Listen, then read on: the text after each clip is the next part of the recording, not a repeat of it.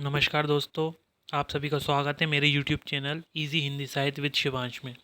दोस्तों, पिछली वीडियो में हम बात कर रहे थे यूजीसी नेट के सिलेबस की और इनकी 10 इकाइयों में से हमने देखा था पिछली 3 इकाइयों के बारे में। चलिए शेष 7 इकाइयों के बारे में हम आज बात करेंगे और हम जानेंगे कि शेष सिलेबस में क्या दिया हुआ है और हमें कैसे तैयारी करना है। तो दोस्तों, हमने पिछली 3 इकाइयों के बारे में बात किया था और जो पिछली 3 उसमें जो तीसरी इकाई थी वो थी काव्य शास्त्र के बारे में और साहित्य शास्त्र के बारे में हमने बात कर ली थी। दोस्तों, अब चौथी यूनिट की बात करते हैं हम। दोस्तों, चौथी यूनिट में दिया हुआ है वैचारिक पृष्ठभूमि। दोस्तों, वैचारिक पृष्ठभूमि में जो विचार हैं इतिहासकारों के और जो साहित्यकार हैं और भारतीय दर्शन के जो व्यक्ति हैं उन पर जो प्रभाव है उसके बारे में दिया हुआ। दोस्तों, इसके अंतर्गत भारतीय नवजागरण और स्वाधीनता आंदोलन की वैचारिक पृष्ठभूमि तथा हिंदी नवजागरण के बारे में दिया हुआ है। इसके अलावा दोस्तों, भारतेंदु और हिंदी नवजागरण के बारे में भी इसमें दिया हुआ है। साथ ही दोस्तों, महावीर प्रसाद द्विवेदी और हिंदी नवजागरण भी इसमें दे रखा है। साथ में दोस्तों कुछ दर्शन हैं जिनको हमें पढ़ना है। इसके अंतर्गत दोस्तों गांधीवादी दर्शन, अंबेडकर दर्शन, लोहिया दर्शन और मार्क्सवाद, मनोविश्लेषणवाद, अस्तित्ववाद और उत्तर आधुनिकतावाद, साथ ही अस्मितामूलक विमर्श भी इसमें शामिल है। दोस्तों, कुछ समकालीन विमर्श जैसे कि दलित विमर्श, स्त्री विमर्श, आदिवासी विमर्श और अल्पसंख्यक विमर्श भी इसके अंतर्गत सम्मिलित हैं, तो उन्हें भी हम जान लेंगे। दोस्तों, इसके बाद बात करते हैं यूनिट 5 की। दोस्तों, अब जो यूनिट 5 से यूनिट 10 तक हैं इसमें हिंदी कविता है और हिंदी गद्य के बारे में दिया गया है। चलिए एक एक करके इनके बारे में जान लेते हैं। तो दोस्तों, यूनिट 5 जो है वो हिंदी कविता है। चलिए शुरू करते हैं हिंदी कविता के बारे में। दोस्तों, आपके सिलेबस में एकदम क्रम से कविताएं दी हुई हैं, यानी कि आदिकाल से लेकर आधुनिक काल की जितनी कविताएं हैं वो सब क्रम से दी हुई हैं।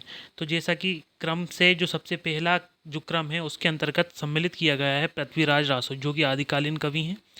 और पृथ्वीराज रासो की जो रचना है उसमें रेवत तट दी हुई है हमारे सिलेबस में, तो रेवत तट का अध्ययन हमें इसके बारे में करना है। दोस्तों, जो दूसरे कवि हैं वो हैं अमीर खुसरो। जैसा कि आप सभी जानते हैं, अमीर खुसरो पहेली और मुकरियों के लिए प्रसिद्ध हैं, साथ ही बाल साहित्य में उन्होंने काफ़ी महत्वपूर्ण भूमिका निभाई है। इसलिए दोस्तों अमीर खुसरो के बारे में हमें पढ़ना होगा।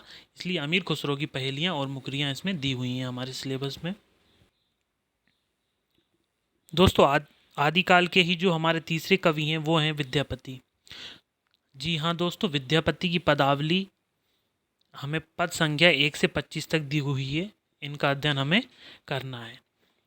दोस्तों, इसके लिए हमें जो संपादक दे रखे हैं वो दे रखे हैं डॉक्टर नरेंद्र झा, यानी डॉक्टर नरेंद्र झा ने अपनी पुस्तक में विद्यापति की पदावली संकलित की हैं और जिनके अंतर्गत पद संख्या 1 से 25 तक का विवरण हमें अध्ययन करना है।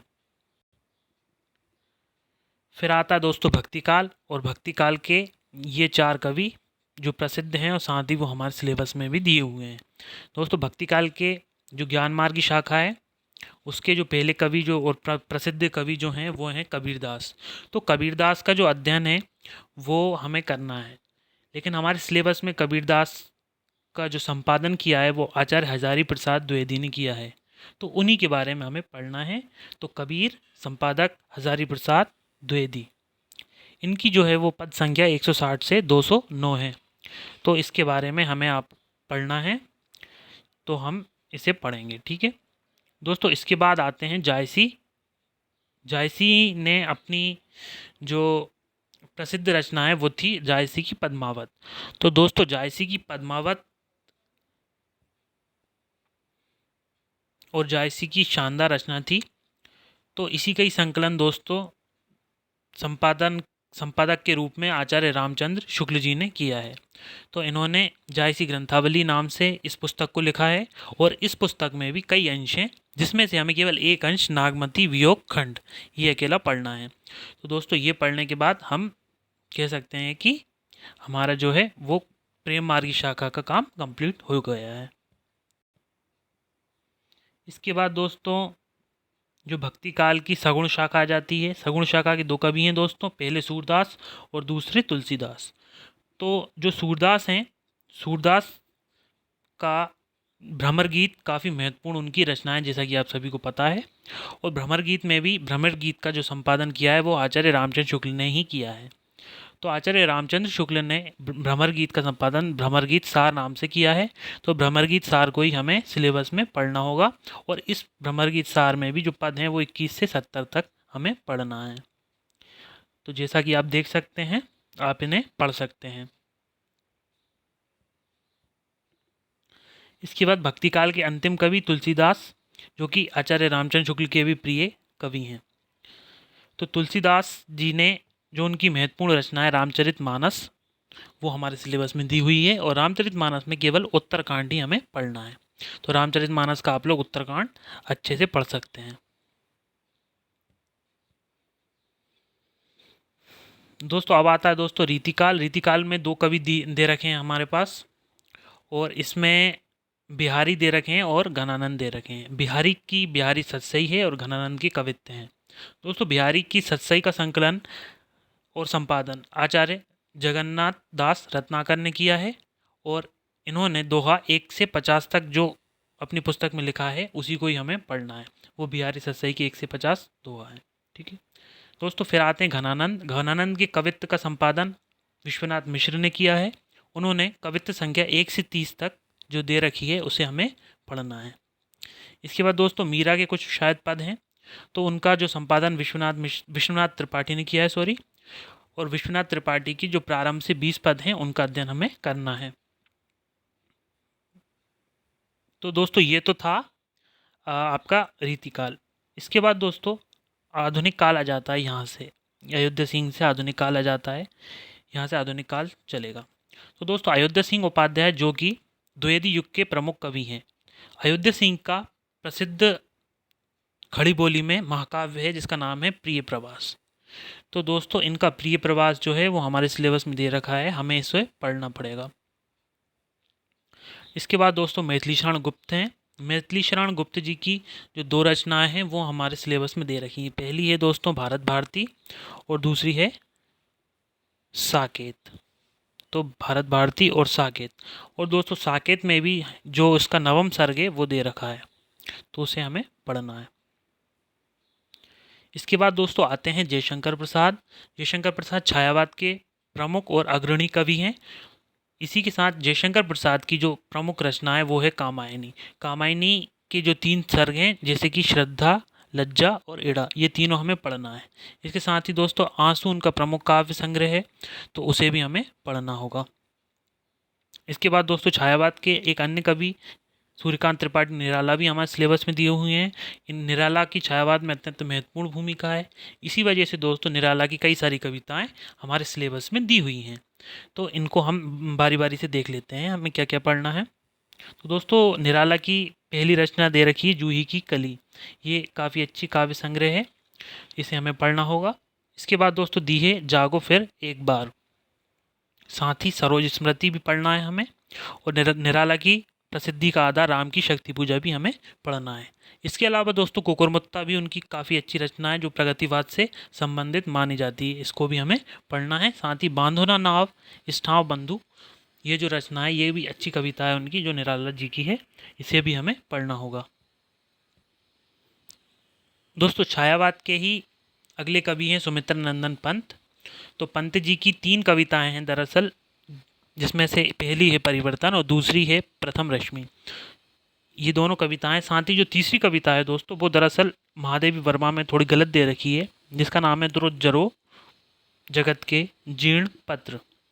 दोस्तों ये रचना भी सुमित्र नंदन पंत की है। तो ये 3 रचनाएं जो हैं वो सुमित्र नंदन पंत की हैं और हमारे सिलेबस में दे रखी हैं, हमें ये पढ़ना है। दोस्तों छायावाद की ही अगली कवित्री जो छायावाद में अत्यंत महत्वपूर्ण भूमिका निभाती हैं, उनका नाम है महादेवी वर्मा। तो दोस्तों महादेवी वर्मा की जो कविताएं हैं वो कुछ इस प्रकार हैं, जैसे कि बीन भी हूँ मैं तुम्हारी रागिनी भी हूँ, ये एक कविता है उनकी, ये भी हमें पढ़ना होगा। इसके अलावा दूसरी कविता है उनकी मैं नीर भरी दुख की बदली, ये अत्यंत फेमस कविता है उनकी। इसके बाद दोस्तों फिर विकल हैं प्राण मेरे, ये भी उनकी ही रचना है। इसके अलावा दोस्तों यह मंदिर का दीप इसे नीरव जलने दो। दोस्तों इसके बाद जो हमारे रचना में दे रखा है वे दे रखा है रामधारी सिंह दिनकर। दिनकर की 2 रचनाएं दे रखी हैं। पहली है उर्वशी और दूसरी है रश्मिरथी। जो उर्वशी है उसका तृतीय अंक जो है हमारे सिलेबस में दे रखा है, तो हमें इसे पढ़ना है। इसके बाद दोस्तों जो दे रखा है वो प्रगतिवाद के प्रमुख कवि नागार्जुन दे रखा है। नागार्जुन की कुछ बहुत सारी कविताएं दे रखी हैं, जैसे कि कालिदास। दूसरी है बादल को घिरते देखा है। तीसरी है दोस्तों अकाल और उसके बाद। चौथी कविता है खुरदुरे पैर।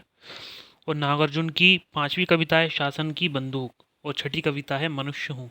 तो दोस्तों ये 6 कविताएं जो है नागार्जुन की दे रखी हैं, इन्हें हमें अध्ययन करना होगा। इसके बाद दोस्तों जो आते हैं वो आते हैं अज्ञे जी। जी हाँ, प्रयोगवाद के प्रमुख कवि सच्चिदानंद हीरानंद वात्स्यायन अज्ञे। अज्ञे की कुछ कविताएं हैं जो हमारे सिलेबस में दे रखी हैं, जैसे कि पहली कविता है कलगी बाजरे की। ये अच्छी कविता है दोस्तों, आप इसे ज़रूर पढ़िएगा। इसके बाद दोस्तों दूसरी कविता दे रखी है अज्ञे जी की, यह दीप अकेला। तीसरी कविता है दोस्तों हरी घास पर क्षण भर। चौथी है असाध्य वीणा। असाध्य वीणा भी काफ़ी अच्छी कविता है इनकी।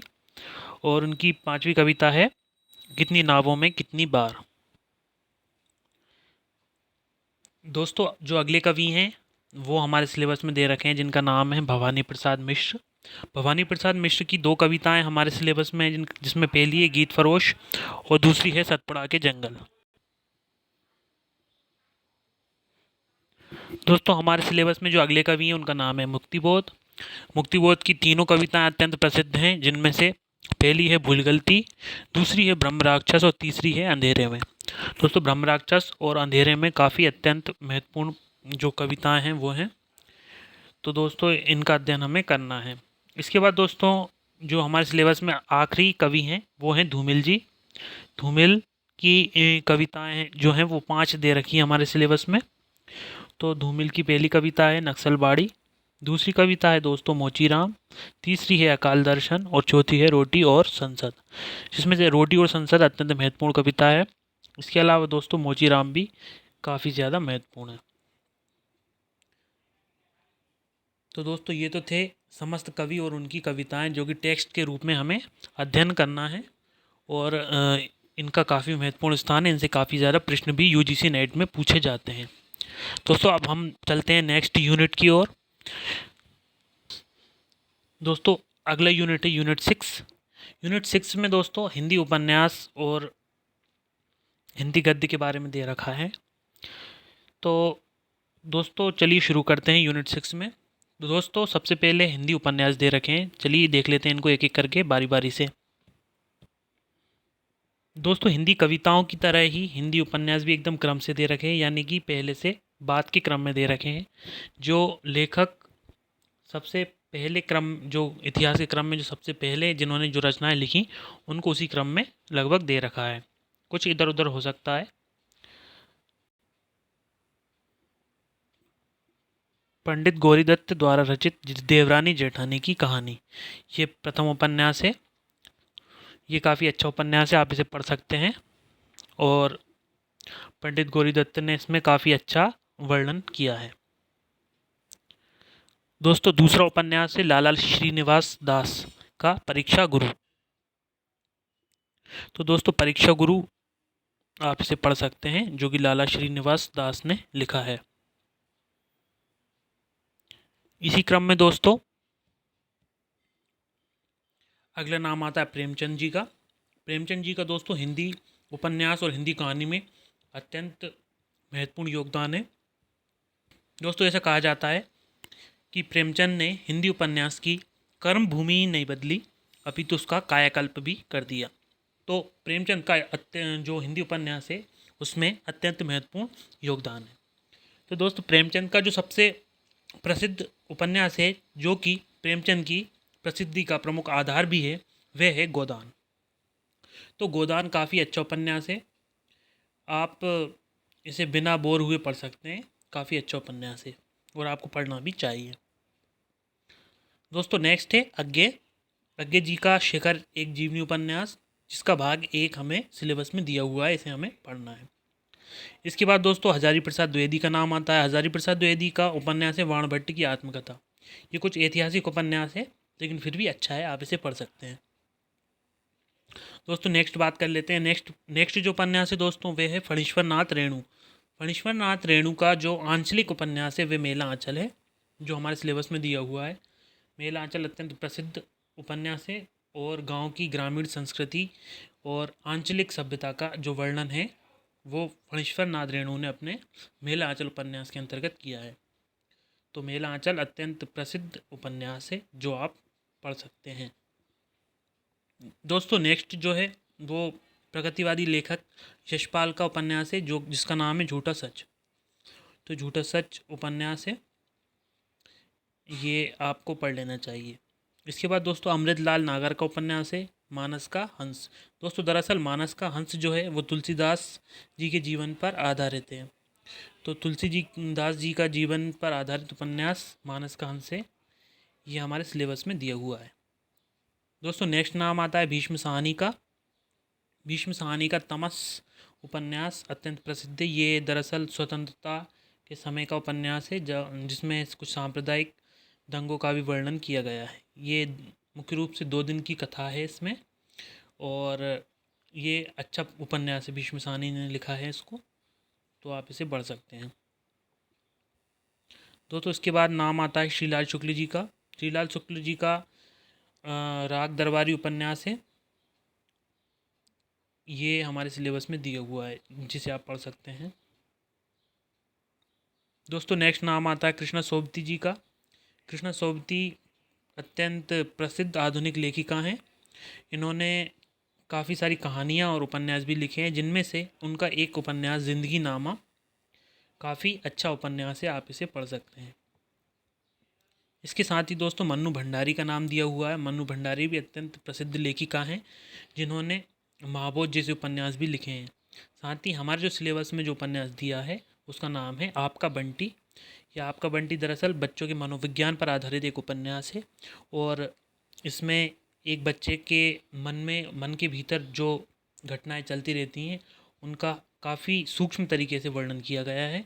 मन्नू भंडारी जी ने अपने श्रेय का अत्यंत सूक्ष्मतम स्तर आपका बंटी में ला दिया है। इसे आपको ज़रूर पढ़ना चाहिए, यह अत्यंत महत्वपूर्ण उपन्यास है। इसके बाद दोस्तों बात करते हैं जो अगले लेखक हैं वे हैं जगदीश चंद्र। जी हाँ दोस्तों, जगदीश चंद्र जी का एक उपन्यास है जिसका नाम है धरती धन्ना अपना। ये काफ़ी महत्वपूर्ण उपन्यास है और अंतिम उपन्यास भी है। तो दोस्तों जगदीश चंद्र जी के बाद ये उपन्यास का यूनिट समाप्त होता है। इसके बाद दोस्तों हम बात करते हैं अगले यूनिट की, जो कि है यूनिट 7। दोस्तों यूनिट 7 जो है वो हिंदी कहानी इसमें दे रखी है, हिंदी कहानियों को आप इसमें पढ़ेंगे। तो यूनिट 7 की चलिए हम शुरुआत करते हैं और बात करते हैं यूनिट 7 में कौन कौन सी कहानियों का जिक्र है। दोस्तों जो हिंदी कहानियाँ हैं वो भी एकदम क्रम से दी हुई हैं। जो पहले जो लेखक आए उनकी वैसे पहले दे रखी, कुछ आगे पीछे भी हैं लेकिन आप देख लीजिए। तो दोस्तों हिंदी कहानियों में जो पहली कहानी दी हुई है वो दरअसल बंग महिला की कहानी है जिनका नाम है राजेंद्र बाला घोष। इन्होंने दोस्तों कई सारी कहानियाँ लिखी और ये काफ़ी प्रसिद्ध कहानी लेखिका हैं। इन्होंने दोस्तों जो कहानी लिखी उनमें से 2 कहानियाँ हमारे सिलेबस में दे रखी हैं। इनमें से पहली कहानी है चंद्रदेव से मेरी बातें और दूसरी है दुलाई वाली। दोस्तों दरअसल चंद्रदेव से मेरी बातें एक तरीके से व्यंग्य कहानी है और दूसरी है दुलाई वाली, ये भी अत्यंत प्रसिद्ध कहानी है जो राजेंद्र बाला घोष ने लिखी है। दोस्तों अगला नाम आता है माधवराव सप्रे जी का। दोस्तों माधवराव सप्रे की जो एक टोकरी भर मिट्टी कहानी है ये दरअसल हिंदी की भी पहली कहानी ठहरती है, तो अत्यंत महत्वपूर्ण सिद्ध होती है हमारे पाठ्यक्रम की दृष्टि से। तो दोस्तों जो कई विद्वान हैं वो एक टोकरी भर मिट्टी को हिंदी की पहली कहानी मानते हैं। इसलिए दोस्तों एक टोकरी भर मिट्टी हमारे अध्ययन की दृष्टि से महत्वपूर्ण ठहरती है, इसलिए हमें इसे पढ़ लेना चाहिए। दोस्तों तीसरा नाम आता है सुभद्रा कुमारी चौहान का। सुभद्रा कुमारी चौहान की एक कहानी दी है जिसका नाम है राही।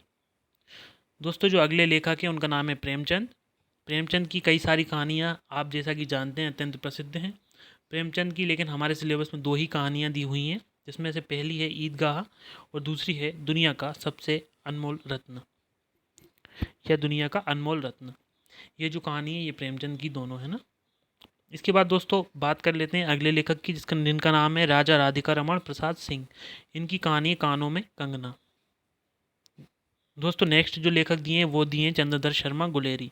गुलेरी जी की कहानी है, उसने कहा था दोस्तों, दरअसल उसने कहा था जो कहानी है वो अत्यंत प्रसिद्ध कहानी है और इस कहानी से काफ़ी ज़्यादा प्रश्न भी पूछे जाते हैं, तो इसे आप तैयार कर लीजिए, काफ़ी अच्छी कहानी है।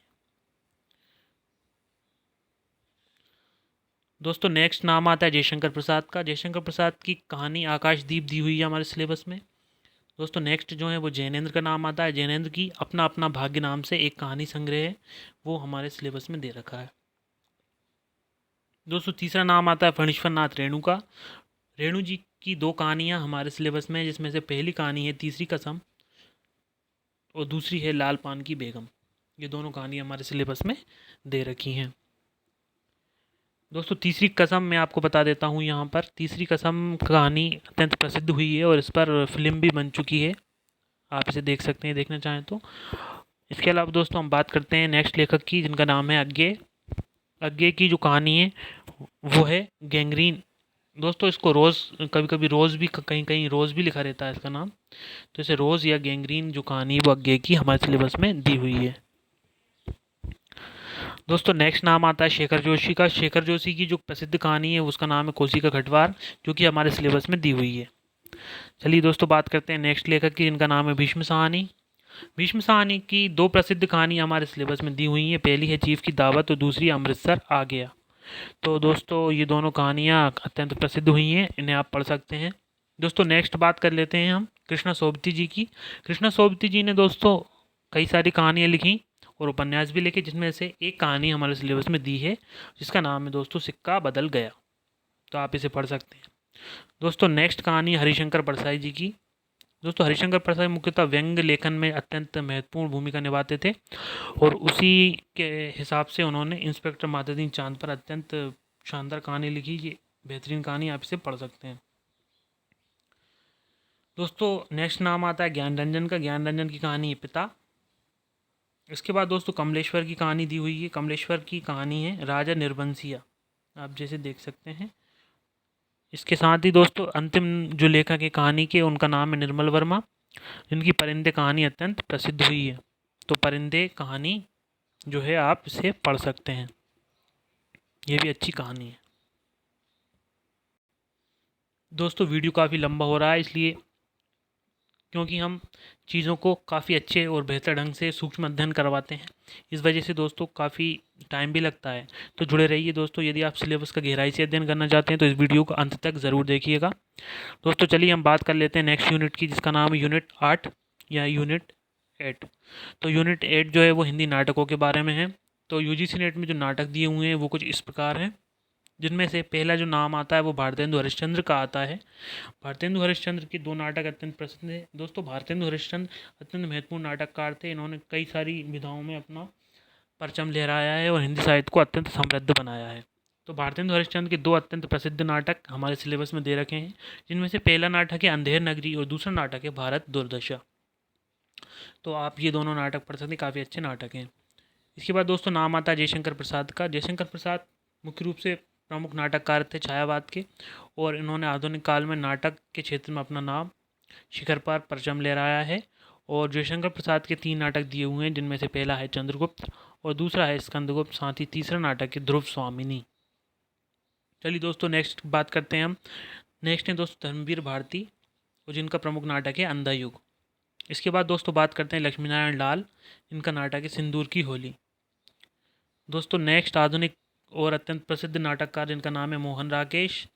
तो दोस्तों मोहन राकेश के दोनों नाटक अत्यंत प्रसिद्ध हैं, इनसे प्रश्न भी पूछे जाते हैं, जिनमें से पहला नाटक है आधे अधूरे, दूसरा नाटक आषाढ़ का एक दिन हमारे सिलेबस में दिया हुआ है। आप इसे अच्छे से तैयार कर लीजिएगा, ये काफ़ी प्रसिद्ध नाटक है।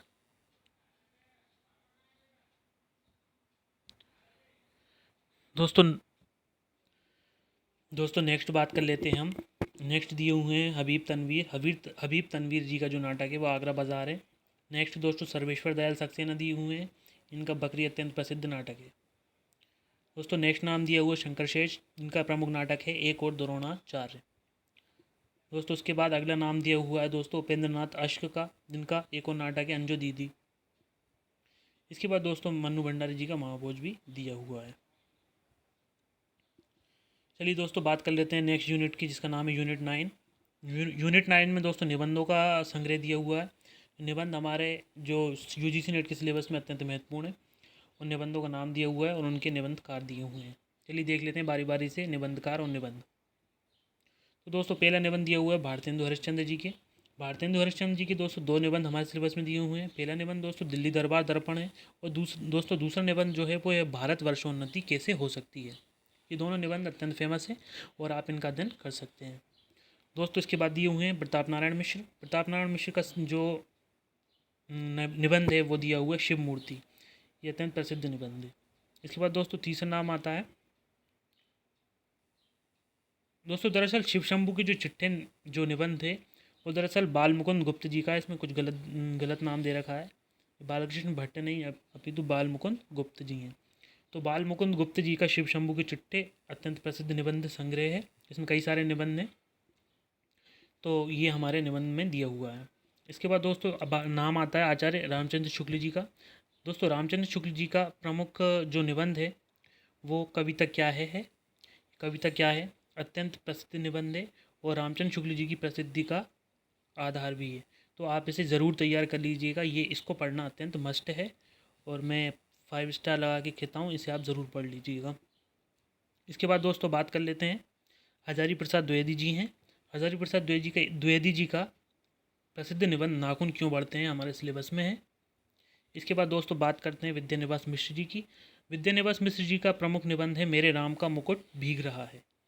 ये भी काफ़ी अच्छा निबंध है दोस्तों। विद्यानिवास मिश्र आचार्य हजारी प्रसाद द्विवेदी की ललित निबंध परंपरा के ही जो हैं उसी परंपरा के लेखक हैं, और इन दोनों का जो निबंध है वो ललित निबंध कहलाते हैं।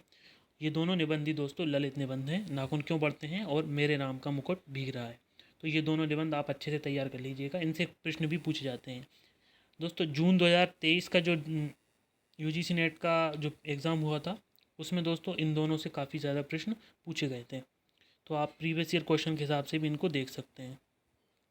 चलिए दोस्तों बात कर लेते हैं नेक्स्ट व्यक्ति की, जिनका नाम है दोस्तों अध्यापक पूर्ण सिंह। अध्यापक पूर्ण सिंह का दोस्तों एक निबंध दिया हुआ है हमारे सिलेबस में, जिसका नाम है मजदूरी और प्रेम। इसके बाद दोस्तों बात कर लेते हैं हम कुबेरनाथ राय की। कुबेरनाथ राय का अत्यंत प्रसिद्ध निबंध, यदि आपको पढ़ने का मन करे, आप पढ़ने का मन भी ना करे तो आप इसको वैसे ही पढ़ लीजिएगा। ये काफ़ी ज़्यादा महत्वपूर्ण निबंध है। उत्तरा फाल्गुनी के आसपास आप इसको पढ़ के अत्यंत सराबोर हो जाएंगे। काफ़ी बेहतरीन निबंध है ये, तो ये आप पढ़ सकते हैं। इसके बाद दोस्तों बात कर लेते हैं अगले निबंधकार की, जिनका नाम है विवेकी राय, और उनका प्रसिद्ध निबंध है उठ जाग मुसाफिर। इसके बाद दोस्तों अगला नाम दिया हुआ है नामवर सिंह का। नामवर सिंह का जो निबंध है वो है हमारे सिलेबस में संस्कृति और सौंदर्य। तो दोस्तों ये हो गए 9 यूनिट। इसके बाद अंतिम यूनिट बचा है दोस्तों, इसमें कुछ अन्य गद्य विधाएँ दी हुई हैं, कुछ आत्मकथा और कुछ जीवनी रचनाएं जो हैं वो हमारे सिलेबस में दी हुई हैं। तो इनकी भी कुछ रचनाएं हम देख लेते हैं। चलिए शुरू करते हैं दोस्तों। इकाई 10 में दोस्तों जो रचना दी हुई हैं, जिन उनमें से जो प्रथम लेखक हैं वो हैं दोस्तों रामवृक्ष बेनीपुरी। रामवृक्ष बेनीपुरी की माटी की मूर्तें जो है वो रचना दी हुई है। इसके बाद दोस्तों महादेवी वर्मा का नाम है। महादेवी वर्मा की प्रमुख रचना है ठकुरी बाबा, ये भी दी हुई है। इसके बाद दोस्तों तुलसीराम की मुर्दहिया दी हुई है। और दोस्तों शिवरानी देवी की एक रचना है जिसका नाम है प्रेमचंद घर में है। ये भी काफ़ी अच्छी रचना ये दे रखी है। इसके बाद दोस्तों मन्नू भंडारी जी की जो एक और रचना है जिसका नाम है एक कहानी ये भी। ये दोस्तों मुख्य रूप से आत्मकथा है, आप इसे भी देख सकते हैं। इसके बाद दोस्तों नाम आता है विष्णु प्रभाकर का। विष्णु प्रभाकर की रचना दी हुई है आवारा मसीहा, तो आप इसे देख सकते हैं। दोस्तों कुछ अन्य लेखक भी हैं जैसे कि हरिवंश राय बच्चन। हरिवंश राय बच्चन की क्या भूलूं क्या याद करूं अत्यंत प्रसिद्ध आत्मकथा है। इसके बाद दोस्तों रमणिका गुप्ता, इनकी है आपुद्री। हरिशंकर परसाई की है भोलाराम का जीव। कृष्णचंद्र की है जामुन का पेड़। दिनकर की है संस्कृति के चार अध्याय। यह अत्यंत प्रसिद्ध पुस्तक है दिनकर की, और इस पर दिनकर को साहित्य अकादमी पुरस्कार भी दिया गया है। तो ये आप पढ़ सकते हैं। साथ ही दोस्तों मुक्तिबोध ने एक रचना लिखी है जो हमारे सिलेबस में थी है, जिसका नाम है एक लेखक की डायरी। साथ ही दोस्तों राहुल सांकृत्यायन जो कि घुमक्कड़ किस्म के यायावर व्यक्ति हैं, और राहुल सांकृत्यायन की प्रमुख जो जो रचना है उसका नाम है मेरी तिब्बत यात्रा। दोस्तों ये मुख्य रूप से यात्रा वृत्तांत है, और यात्रा वृत्तांतकारों में राहुल सांकृत्यायन का नाम जो है वो सबसे ऊपरी ढांचे में लिया जाता है। तो राहुल सांकृत्यायन जो हैं वो दोस्तों काफ़ी शानदार यात्रा वृत्तांतकार हैं, और इनकी जो मेरी तिब्बत यात्रा रचना है वो दी हुई है। दोस्तों जो नेक्स्ट नाम आता है वो है अज्ञेय जी का। अज्ञेय ने अरे यायावर रहेगा याद नाम से प्रसिद्ध रचना लिखी है, जिसमें यात्रा उनकी प्रमुख यात्राओं का जिक्र है। तो आप इसे भी पढ़ सकते हैं।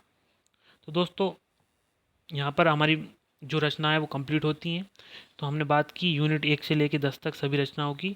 तो आप ये हमारा यूजीसी नेट का सिलेबस था, आप इसे ध्यान से देख सकते हैं, पढ़ सकते हैं, और ये अच्छे से तैयार करने के बाद आप आसानी से यूजीसी नेट को भी क्वालिफाई कर सकते हैं। थैंक यू दोस्तों, जुड़े रहिए हमारे चैनल इजी हिंदी साहित्य विद शिवांश से।